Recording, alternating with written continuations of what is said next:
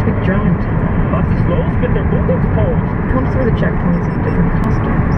An afro wig, Janis Joplin sunglasses. He's driven through and ordered 4 hamburgers. One time he pulled up with his backseat stuffed with Mylar balloons. In that video, every question he answers, he sucks in a hit of helium first. Like when the agent asks, "Are you the only one in your vehicle?" I'm not saying. The agent says, "Fair enough. Any drugs in the vehicle?" That wouldn't be wise to reveal. They let him through. Other checkpoint enthusiasts act brave. Robert Trudell is brave. One time, he approached a checkpoint with his 12-year-old son in the back seat, covered entirely with a sheet, and an afro wig on top of the sheet.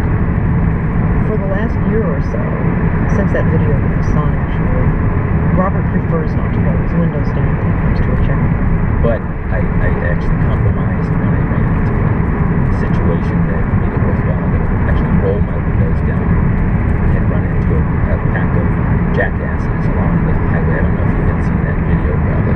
Literal jackasses, donkeys. He was late for a community theater audition. They drove by a herd of 5 sleepy-eyed jackasses shambling on the road. Pulled over his car and opened his window and started shooting a video in which he talked to them like they're Border Patrol officials. Yes, I'm a U.S. citizen. Under whose authority are you making this stop? The animals stick their muzzles inside the window. Again, these are actual 4-legged donkeys, sniffing at him. Am I free to go? Am I free to go? Then I try to act like these other checkpoint challengers and I mimic the way they're talking after I drive off. I'm kind of ranting on. Listen, I'm surrounded by these jackasses once again. Held me up for my audition. This isn't going to make a good impression. This is what I like about Robert Trudell. He makes fun of the whole checkpoint challenge mishmash. And he's just trying to come up with fun stuff for his viewers to watch. In a way, he's like an 8-year-old kid with a chemistry set. He just wants to see what'll happen, what'll explode when he mixes things up. Robert says he makes about $8,000 a year from the videos, from ads on YouTube. His most popular video, the one that's gotten almost 1 billion views, is not funny. In fact, it's kind of chilling. He's not wearing any costumes, not saying anything strange. All he's doing is sitting in his car at a checkpoint in Pine Valley, California, taking photographs of the agents and a local sheriff, all of whom are trying to get him to roll his window down. They pull him over to secondary and try to talk to him through the lights. Finally, they give up. But they don't let him go this time. Instead, an agent approaches with a little tool balled up in his fist and swings his arm back. So he smashes the window open and Stop the vehicle. Violence like this doesn't happen a lot in these videos, but it does happen.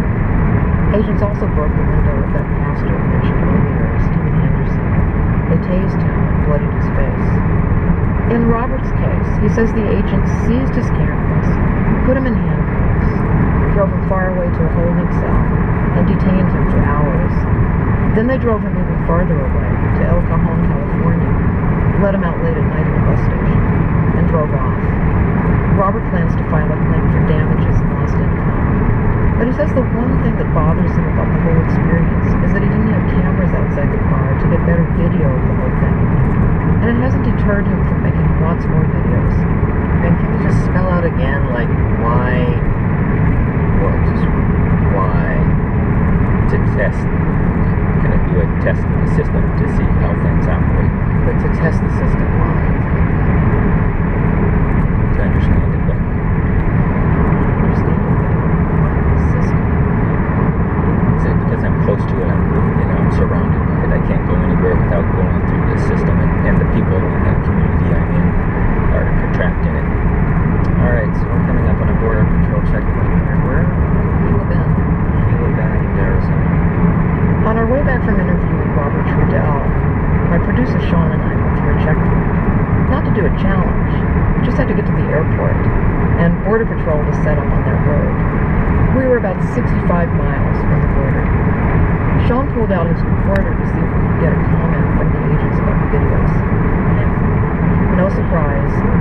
said they couldn't talk to us and referred us to the main Customs and Border Protection office in Tucson. I requested an interview about the checkpoint videos. They sent back a long written statement that said nothing about the videos. Here's part of what it said instead. Quote, checkpoints restrict smugglers from access to transportation hubs, roadways, highways, and different routes of egress. It is not unusual for Border Patrol agents manning these checkpoints to engage in conversations with the public regarding their travels. Brief questions to dispel any concerns are intended to complete the encounter with minimum disruption to traffic. We also requested an interview with the headquarters of Customs and Border Protection in D.C. and asked them for statistics on how successful the checkpoints are at catching undocumented people and drug smugglers. After going back and forth with them for a week, in the end, they answered none of our questions.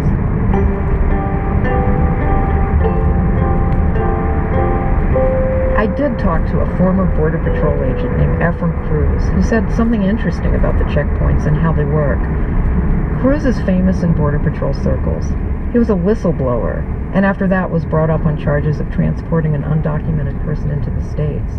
He was acquitted. Sean and I asked him if he ever caught any undocumented immigrants himself. He said he did, but in the flanks, the area around the checkpoint, as far as 3 miles out. In the flanks? In the flanks of not the at the checkpoint itself. No. Not that I recall, no. You never found an undocumented person at the checkpoint?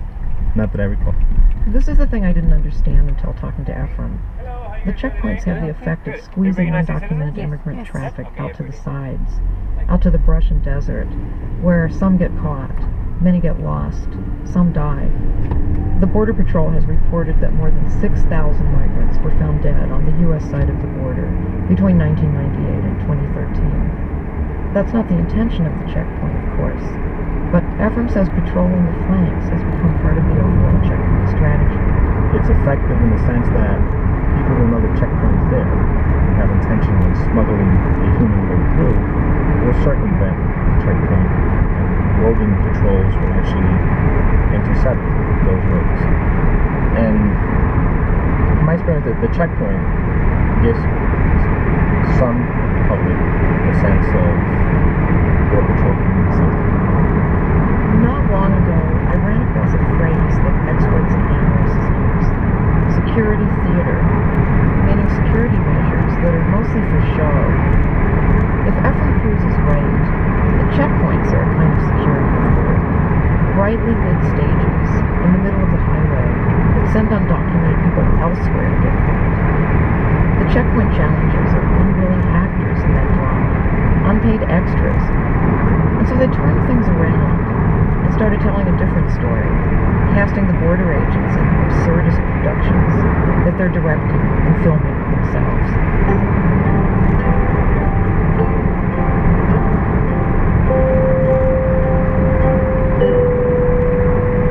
Maybe Nathan in New York.